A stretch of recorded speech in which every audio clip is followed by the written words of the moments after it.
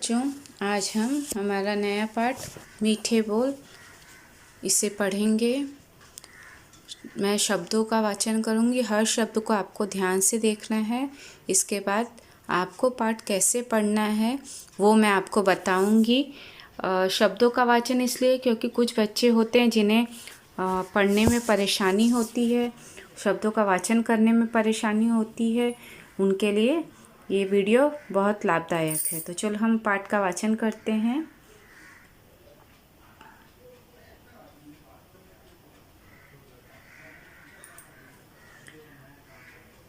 पाठ 11 मीठे बोल। बलराम जी उत्तर प्रदेश के रहने वाले थे। इन दिनों हरियाणा से उनकी बहन मैना देवी आई हुई थी। बलराम जी के पोता पोती गोपाल और वैदेही की पाठशाला में आज वार्षिक उत्सव था। वे दोनों जल्दी पाठशाला चले गए थे। इतने में दूसरी पाठशाला में पढ़ने वाले उनके मित्र नवजोत और रुक्मिणी आ गए। नवजोत पंजाब का और रुक्मिणी गुजरात की रहने वाली थी। नवजोत ने दादा जी से पूछा, आज साडे मित्र छत्ती किंद चले गए। आज हमारे मित्र जल्दी कैसे चले गए। मैना देवी बोली, उनका स्कूल में आज वार्षिक उत्सव थो, सो वा जल्दी चल्या गया। उनकी पाठशाला में आज वार्षिक उत्सव था, इसलिए वे जल्दी चले गए।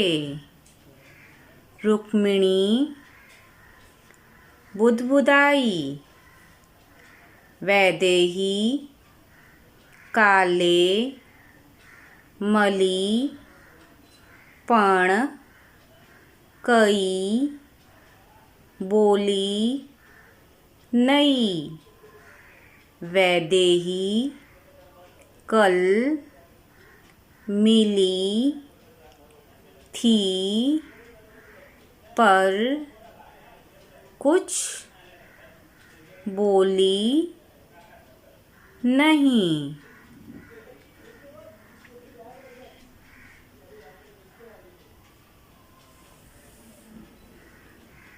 दोनों बच्चे बुजुर्गों को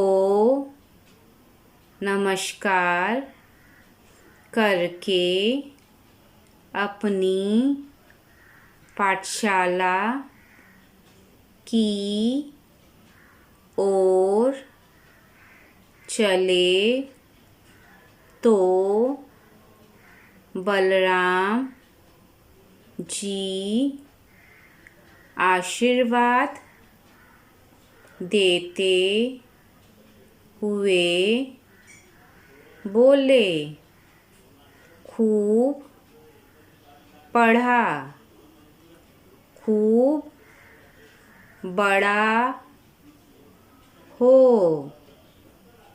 रास्ता माँ सम्हारी के जाया दोनऊ जन। खूब पढ़ो, बहुत बड़े बनो, रास्ते में दोनों संभल कर जाना। रुक्मिणी और नवजोत सोच रहे थे कि भारत की अलग अलग बोलियों और भाषाओं में कितनी समानता और मिठास है। हम सबने अलग अलग बोली भाषा का प्रयोग किया, फिर भी आसानी से एक दूसरे की बात समझ गए। सचमुच भाषा संवाद के लिए होती है, विवाद के लिए नहीं।